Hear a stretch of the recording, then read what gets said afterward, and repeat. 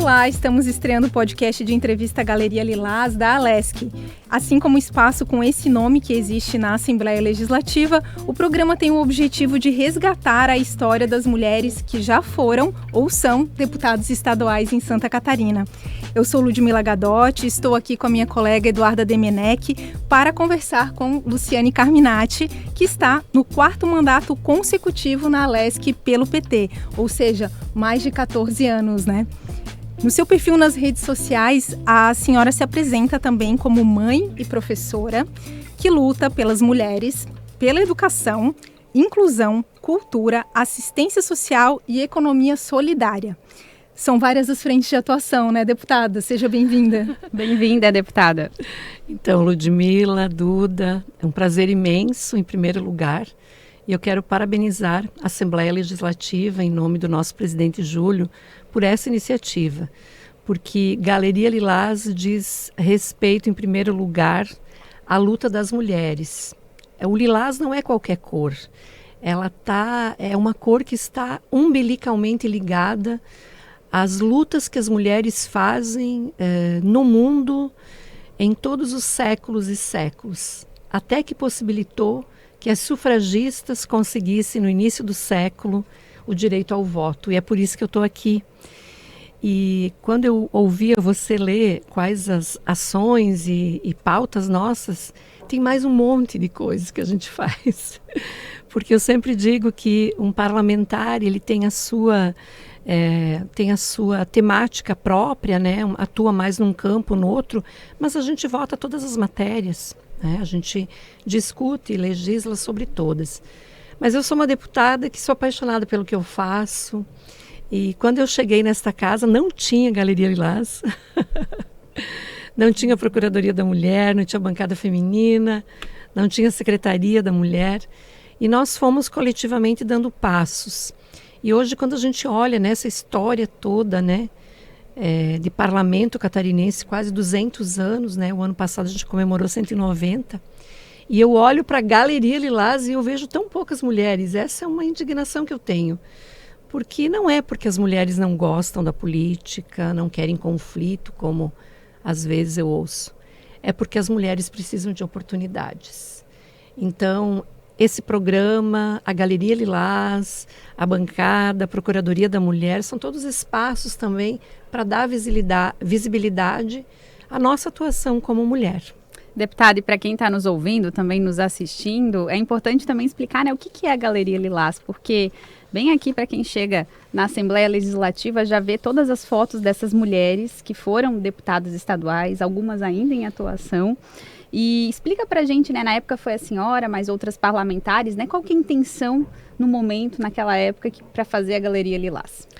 Então, primeiro, a nossa intenção à época, e não foi algo tão fácil de aprovar. Eu me lembro que alguns deputados diziam, uma galeria onde coloca a foto das mulheres eleitas até hoje, mas então aí daqui a pouco vão querer colocar dos médicos, dos policiais, entendeu? Eu disse, gente, não é nada disso. Nós precisamos encarar que hoje nós somos poucas mulheres e as mulheres fazem uma luta imensa todos os dias e na hora do voto, da disputa do poder, do orçamento. Eu olho para o lado e eu tenho hoje, por exemplo, 37 colegas homens, né? Então nós temos que dar visibilidade. E quando foi aprovado, é um choque, porque assim, eu canso de ver turmas de alunos olhando para aquela galeria maior dos ex-presidentes e eles ficam procurando onde é que tem uma mulher. E eu digo, mas aqui é dos ex-presidentes. E nós não tivemos nenhuma mulher presidindo a Alesc, né? E a Galeria Lilás também revela o lugar das mulheres aqui, que é pequeno do ponto de vista do número de mulheres, mas também revela que, embora às vezes a gente se anima, porque tu conta lá, dá quase 20 mulheres, né? São 19 mulheres, né? Mas não, é menos, porque muitas das que estão aí são suplentes. Então nem são titulares. Assumiram por 1 mês, 2 meses, né? O número ainda menor é 12. Então como que tu pensa um estado que leva o nome de mulher e nós só elegemos 12 mulheres até hoje em Santa Catarina? Deputada, sobre representatividade na política, né? Hoje, das 40 cadeiras aqui da Alesc, 3 são ocupadas por mulheres titulares, né? Qual a relevância das mulheres ocuparem esses espaços de poder e de decisão na visão da senhora? Então, aqui nós estamos em 3 mulheres, né? Qual é a imagem que a gente passa para as crianças, para os jovens, para as pessoas lá fora? Que as mulheres podem ocupar esse espaço. A relevância é mais ou menos o seguinte: quando eu chego num hospital, eu encontro enfermeiras, médicas, atendentes, profissionais mulheres da limpeza. Quando eu vou para uma empresa, eu também encontro mulheres. Quando eu vou para um banco, eu também encontro mulheres.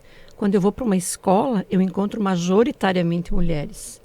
Mas aí quando eu olho para a política, é o contrário. Quem decide sobre a nossa vida, sobre aquilo que é fundamental da nossa existência, sobre como nós enfrentamos as violências de gênero, são os homens. Porque é eles que legislam, na sua grande maioria. Eu não estou aqui dizendo que eles legislam mal, eu não estou entrando nesse debate. Eu estou dizendo que, por que não mulheres? Por que a gente não pode crescer num ambiente, num mundo, num país onde o meu filho de 12 anos olha para a mãe dele que é política e diz: olha, a mulher pode estar assim. Não olhar com discriminação ou com lugar definido. Então, o mundo que eu quero é um mundo onde as mulheres estejam nos diferentes espaços, inclusive em casa, se ela quiser estar, porque é a escolha dela. Então, é para isso que a gente luta. Agora, o que eu não aceito é que mulher não gosta da política, que mulher tem o DNA diferente, que às vezes a gente escuta tanta besteira, né? E são bobagens que servem para nos conformar e para dizer que o nosso papel é votar nos homens, fazer campanha para eles, né? E torcer para que sejam melhores. Não, o nosso papel é colocar as mulheres nesses espaços de evidência. Foi isso que lhe motivou a ir para a política? Então, a minha história, ela vem primeiro da minha profissão, né? Eu, como professora, sempre me incomodei muito que nos espaços onde eu trabalhei, as crianças chegavam com fome, não tinha sala de aula suficiente, o professor não tinha tempo de planejamento. E eu sempre era muito crítica a isso, né? Eu acho que a criticidade faz a gente olhar para o mundo. E até que um dia, de tanto eu falar dessas coisas, um grupo de professores, na época eu já era diretora do ensino na prefeitura de Chapecó, chegaram para mim e disseram: escuta aqui, não está na hora de nós termos alguém na Câmara de Vereadores que fala essa linguagem, que defende as crianças que passam fome, que luta por uma escola melhor, por salário melhor para o professor. E eu disse: é verdade, nós temos que ter. Mas em nenhum momento eu imaginava que era para mim que eles estavam falando. E aí eu fui engrossando o caldo também, né? Isso, vamos lá e tal. Aí quando eles fazem uma votação, imaginem, fizeram uma votação. Queriam muito. E chegaram no meu nome, eu entrei em desespero. Vocês são loucos, eu não sei nem pegar microfone na mão. Eu sou uma ótima professora, adoro o que eu faço. Política não é comigo. Mas eu tenho uma coisa na minha vida que eu acho que está um pouco no espírito assim de quem aceita desafio. Eu gosto daquela coisa que é difícil. Ela me provoca mais, porque ela testa o meu limite e a minha capacidade. E eu fiquei com aquilo me incomodando, né? E esse sentimento também de coletivo, de ter gente contigo. Porque política, eu não acredito que a política é um cargo meu, eu faço o que eu quero. Eu só estou nessa até hoje porque eu tenho dezenas de milhares, de centenas de pessoas junto. Tanto é que a minha votação da primeira, de 29 mil votos, na última eu fui para 92 mil votos, né? Então, eu cheguei em casa e disse para minha mãe: mãe, estão pensando que eu deva ser candidata a vereadora. Deus me livre, ela falou, na sua simplicidade. Não, político vive mal falado, eu não quero minha filha mal falada. Aí eu olhei para ela muito seriamente e disse: escuta aqui, mãe, você não sabe a filha que tu criou? Aí eu enfrentei a minha mãe. Conclusão da história. Ela logo se convenceu e hoje eu acho que ela é uma das maiores militantes das minhas eleições. Deputada, a senhora que é professora de formação, né, preside há muitos anos aqui na casa a Comissão de Educação e agora e Cultura da Assembleia, né? Como que é conduzir os trabalhos desse colegiado e quais as principais propostas que a senhora, sendo da área, propôs? Então, primeiro eu quero dizer que, para mim, a comissão mais importante desta casa é esta. Porque educação é tudo. Educação está nas narrativas de todos os políticos, é lembrada em todos os momentos de eleição. E não existe nenhuma família que possa dizer que a educação não afeta de um jeito ou do outro a sua vida, dos seus filhos, ou marcou também o seu tempo de escolaridade. Então eu diria que a educação é a única pauta que entra em todos os lares, de um jeito direto ou indireto. Mas o fato é que eu não me conformo que nós vivemos num estado rico, de pleno emprego, um estado que tem indicadores extremamente positivos em diferentes áreas, mas quando a gente olha para a educação, nós temos o pior salário do Brasil se comparar à formação inicial e continuada, habilitação inicial e final, que é o salário de quem entra é o mesmo de praticamente quem sai, fica 30 anos. Eu não me conformo com isso porque não tem conexão com essa realidade. Como pode um Estado rico maltratar tanto seus professores? Então, tem algo que me dá muita alegria e eu falo isso com emoção. O jeito como eu sou tratada pelos educadores é uma relação que ninguém nunca conseguiu fazer. O carinho que tem, e não é uma relação político-partidária. É muito incrível isso. Eu estou num restaurante no sábado à noite e eu vejo que tem olhares sobre mim. Bom, eu dou um oi de longe, né? Até a hora que eu me levanto para ir embora e correm as pessoas atrás de mim. E me apresentam a família toda. E por quê? Porque tem sempre um professor no meio. E eles dizem, nós não somos do teu partido. Mas não tem alguém que abraça tanto essa causa como uma leoa para defender a educação. E eu faço isso por quê? Vamos aos dados aqui. Além de nós termos o salário tão baixo, tão ruim, nós temos em Santa Catarina 90% dos estudantes na rede pública, seja municipal, estadual ou federal. Ou seja, são os professores da escola pública que formam os empresários, os médicos, os políticos, na sua grande maioria. Então não dá para a gente dizer que é uma má formação. É a escola pública que está fazendo isso. Em segundo lugar, quando a gente olha para as demandas que tem em relação à educação, que são imensas, eu também não aceito que os governos, entra e sai governo, tem prioridade para tudo, mas não tem prioridade para tirar da caixa um climatizador para num mês de fevereiro, numa temperatura de quase 40 graus, você não instalar um climatizador na escola. Então eu abracei esta causa, eu tenho também uma alegria muito grande porque eu escuto hoje de entidades ligadas à educação, que são muitas, né? Seja universidades federais, a UDESC, as comunitárias, as privadas, sejam a rede municipal ou estadual, ou seja o Tribunal de Contas ou o Ministério Público, todos dizem, você elevou o nível de representação desta comissão. É uma comissão que é conhecida e respeitada nacionalmente. Então, isso é muito trabalho, é muito pé no chão, é muita coragem, é apoio dos colegas deputados. Então, eu estou muito bem à frente dessa comissão. Muitas coisas nós já conquistamos e tantas outras eu espero conquistar num breve espaço de tempo. Outra atuação muito forte da senhora também, né, é em questão à violência de gênero. E a gente sabe que a senhora lutou muito para tirar do papel o Observatório da Violência contra a Mulher. É uma ferramenta muito importante, né, deputada, utilizada aí por diversas entidades, inclusive, para se ter esses dados.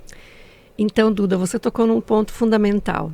É muito legal quando eu vou para uma audiência pública em Blumenau sobre violência contra a mulher e os dados que eles apresentam são todos do observatório.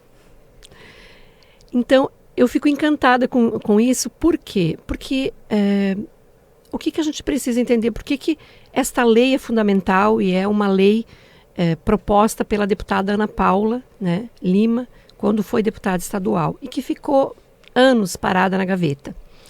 Ela é importante porque como que você propõe políticas públicas se você não tem números, se você não tem diagnóstico? Não conhece a realidade, né? Tu vai falar o quê? Então, assim, existe violência? Qual é o perfil da violência em Santa Catarina? Qual é a cor? Nós temos mulheres que sofrem violência e são PCDs.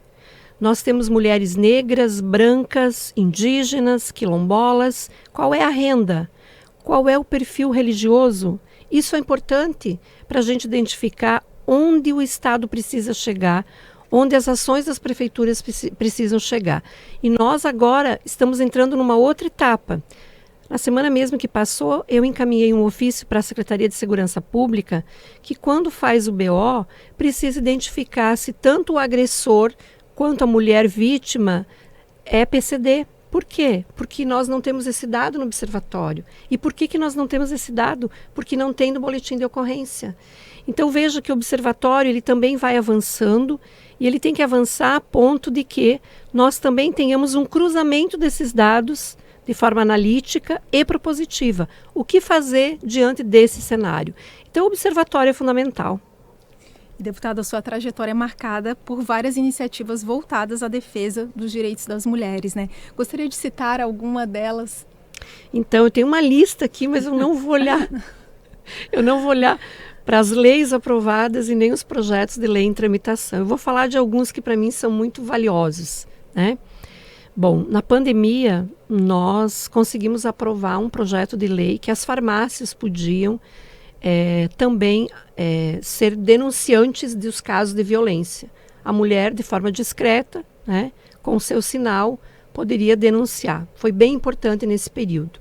Nesse período também eu apresentei um projeto de lei que os condomínios podem também atuar na denúncia da violência. E por que isso? Porque eu converso com mulheres síndicas que já fazem isso. Né? E elas dizem, não, aqui, quando a gente sabe que tem briga e que tem violência, a gente entra em campo. Então, colocamos isso na lei. E isso não é lei ainda, é um projeto de lei. Tem um outro projeto de lei que para mim é muito caro, e eu espero que esta casa consiga aprovar, que é o do equidade salarial. Veja bem, se nós tivéssemos aqui um homem fazendo o programa com vocês aqui, me diga uma coisa, vocês iam concordar de ganhar o salário a menos pela mesma função e carga horária só porque vocês são mulheres? Não. Não tem sentido isso, a não ser preconceito. Nós apresentamos esse projeto de lei que diz basicamente o seguinte, o governo do estado só pode contratar empresas, obras, serviços, enfim, firmar contratos que demandam recursos públicos do estado se as empresas comprovarem mesma remuneração para a função, carga horária e formação dos seus trabalhadores. Também está na casa, ainda não foi aprovado. Tem um projeto de lei que se tornou lei, já em Santa Catarina, que foi um dos primeiros, que para mim tem um valor imenso, mas a gente vai ainda daqui 2 ou 3 anos perceber. É o que obriga as escolas públicas e privadas de Santa Catarina a contarem de forma transversal nas disciplinas, então não é um conteúdo específico, a história das mulheres catarinenses que têm protagonismo. E aí, quais mulheres a gente fala? A gente não cita nomes, obviamente, né? Mas nós citamos o tamanho disso.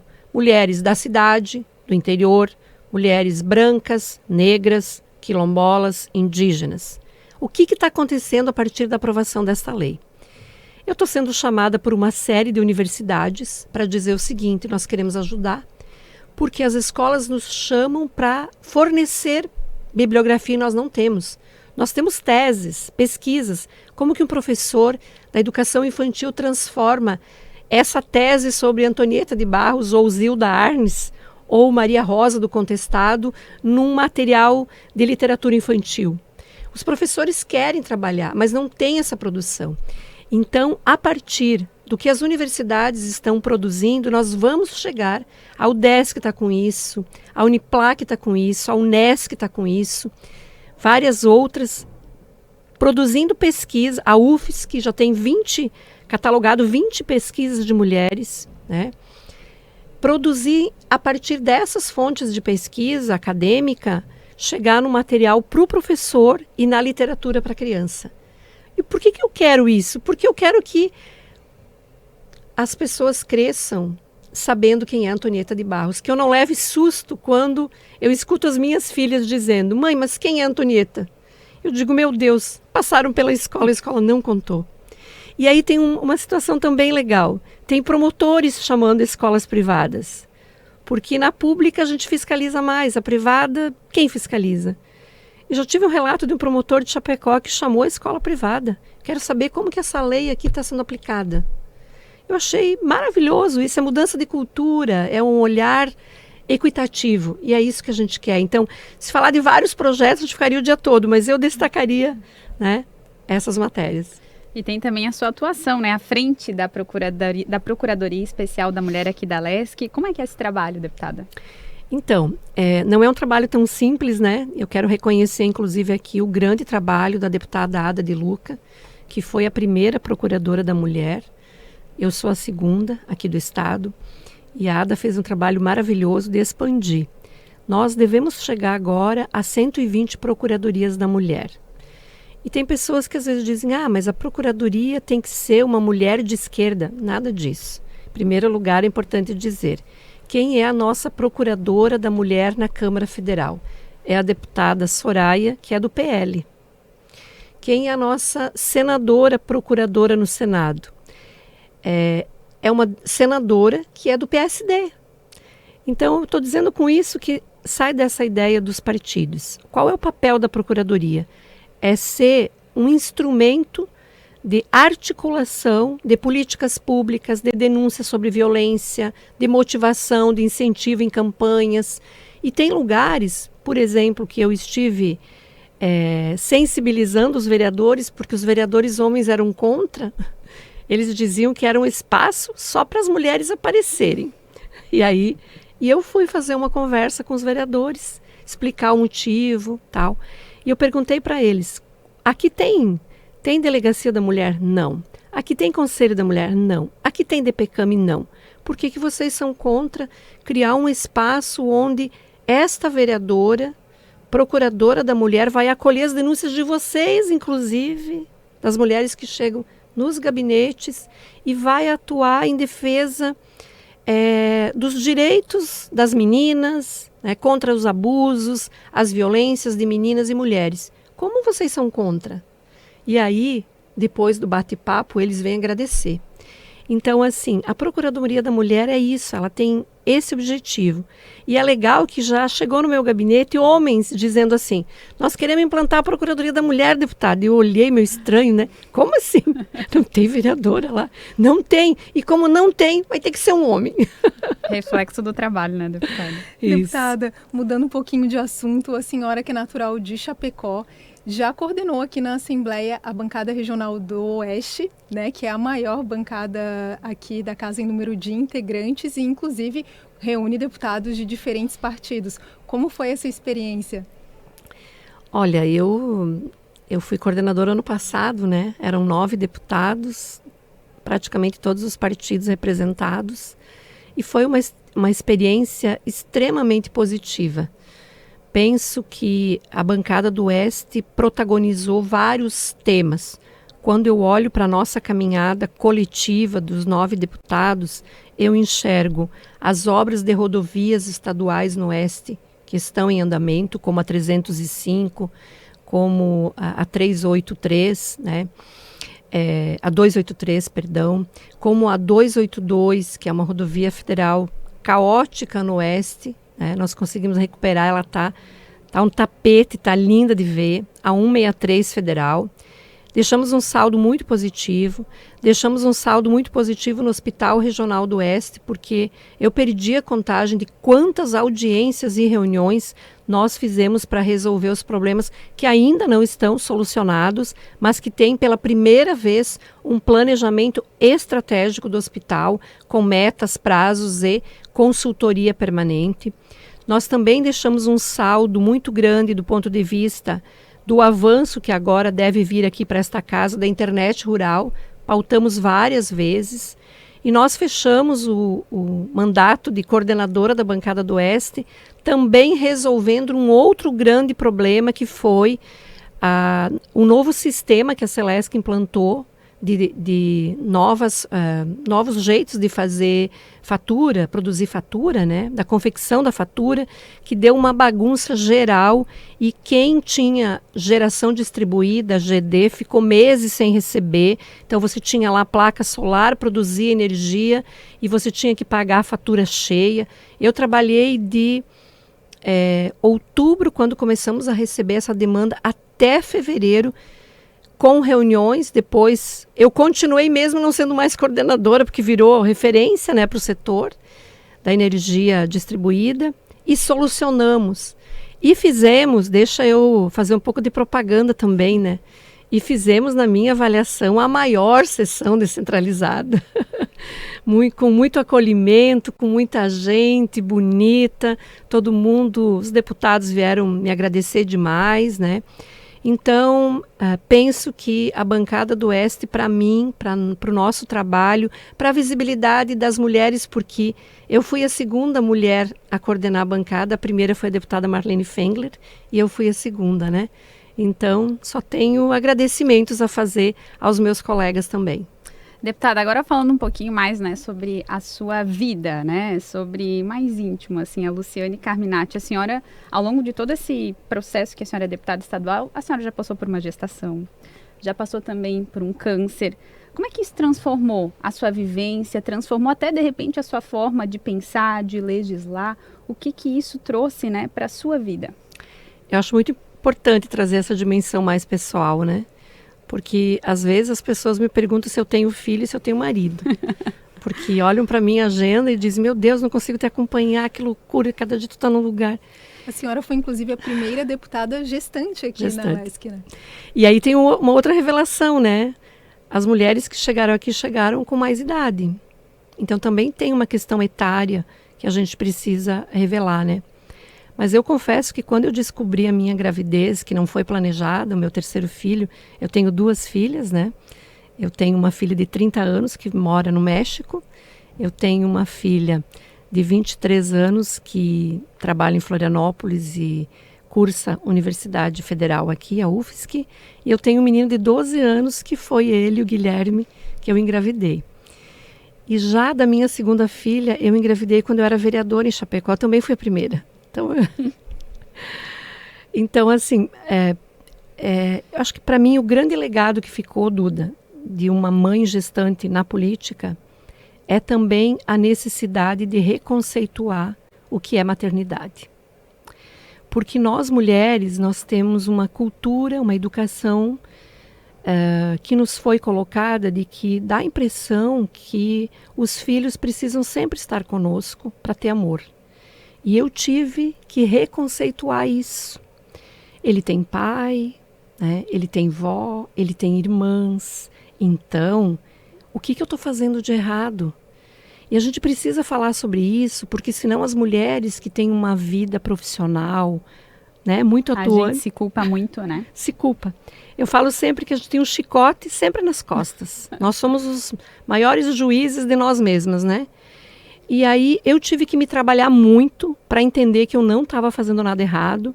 E eu lembro que às vezes, quando eu chegava em casa, eu abria a porta do apartamento, meu filho corria. Aquilo me fazia eu chorar muito e repensar.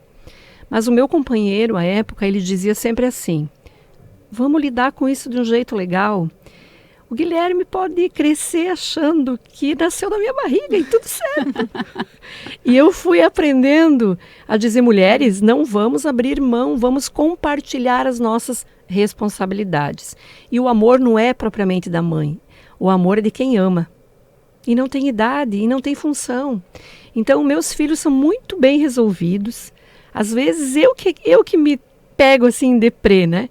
E eu chego para o Guilherme e digo, filho, você quer que a mãe desista da política? Ele olha para mim e ri, mas para, mãe, o que é isso? Da onde? Tá tudo certo, eu te amo, tu me ama. Mãe, tu adora fazer o que tu faz. Então, assim, eu acho que diálogo também, presença, que não é só tempo de presença, é presença, vínculo. Eu cuido muito disso. Meus filhos são meus apoiadores. Quando eu falo de desistir, já tem 2 mulheres ali. Quem vai te substituir? Será que é boa como você? Então, eu tenho muito apoio, né? E também, você falava dessa questão da gestação, né? E também do câncer. Do câncer. Ai, tu vê, do câncer, né? O câncer também foi, claro que não é algo planejado. Nos pega de surpresa. Eu estava numa reunião da Comissão de Finanças aqui no plenário. Quando eu olho para o celular, eu recebo uma mensagem da minha médica. Quando você estará em Chapecó? Olha, não é normal uma médica te chamar. E aí eu disse, amanhã, por quê? Eu disse, espera aí, deu problema nos meus exames? Deu problema. Aí eu corri para o banheiro e, assim, acabou o mundo, né? É como se abrisse um buraco e você entra dentro. E eu já me enxergava na quimioterapia, tudo. E não foi nada disso. Eu sempre falo que tem outra lição do câncer para mim. Primeiro, acreditar na ciência. Graças ao perfil que eu tenho de acreditar na ciência, eu sou muito preventiva nos meus exames. Então, eu descobri o câncer bem inicial. E a chance de cura é 95%. Então, eu fiz a cirurgia, né, super bem sucedida. Estou no meu 3º ano de acompanhamento, são 5 anos. Semana passada eu fiz mamografia, ultrassonografia, tudo. Está tudo ok. Mas eu aprendi também o valor do amor e do afeto. Porque quando eu terminei as 10 radioterapias, e o meu médico olhou para mim e disse, agora vai trabalhar que está tudo certo. E eu fiz questão de voltar aqui para a LESC. Veja, minha cirurgia foi 15 de novembro. Eu voltei para cá, porque eu disse, não, eu quero trabalhar, não quero ficar pensando nisso. Eu voltei antes de terminar antes de nós entrarmos no recesso em dezembro. Eu estava aqui nas últimas votações. Que é aquela loucura, né? Que é aquela loucura, aquela doideira, né? E eu disse para o meu médico o seguinte, para mim ficou uma lição, a importância da prevenção, a importância dos médicos, dos profissionais da saúde, porque é eles que fazem com que a gente enxergue o problema, atue e resolva. A importância da fé é fundamental e eu entendo que não é uma dicotomia ou fé ou ciência. Penso que o ser humano não é ou ciência ou fé. Ele é ciência e fé. Porque todos nós acreditamos, de um jeito ou do outro, que a vida pode ser melhor e tu se prende a algo quando tu precisa. Eu rezei muito nesse período. Rezei muito. E pessoas que são ateas vinham me dizer que rezaram por mim.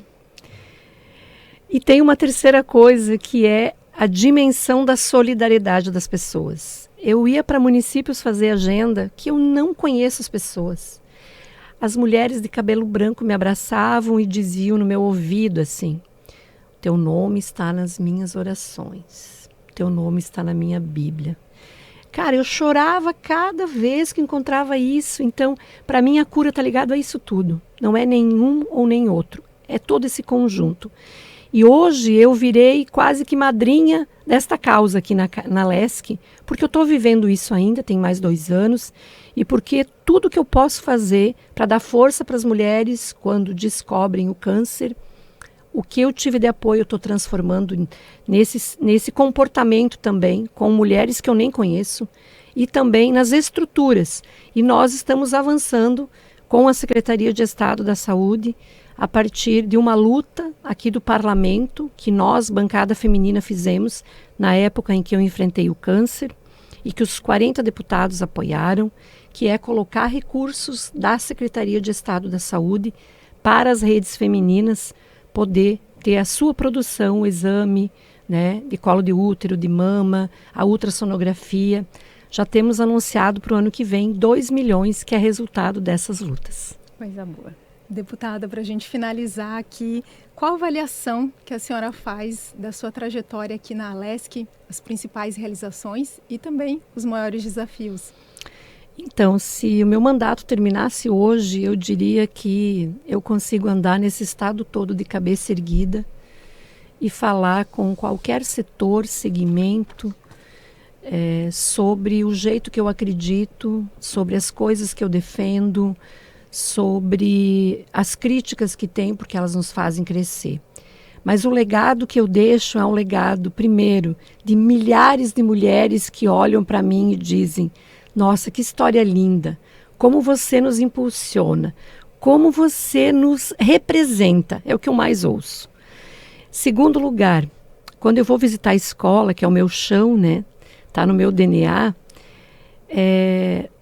ninguém me trata só como deputada. Eu sou uma das professoras. Então, representatividade também está ligada à coerência, está ligada a sentimento, a coragem, apoio, a solidariedade. E eu faço política desse jeito. Eu acho que a política tem que ser isso. Política não é sobre números, sobre obras, sobre feitos. Política é sobre o jeito como eu quero esse mundo onde homens e mulheres têm os mesmos direitos. Então, eu estou muito feliz por toda a caminhada que eu construí e quero deixar também aqui um recado bem especial.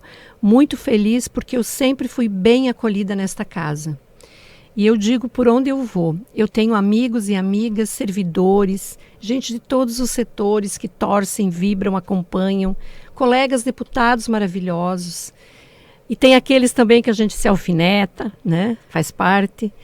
E sempre presidentes, a exemplo do nosso presidente Júlio, que é maravilhoso, e sempre quando eu chego a ele, eu peço algo, ele diz: você precisa ser apoiada porque você eleva o nível desta LESC. Então, sou grata por toda essa construção coletiva.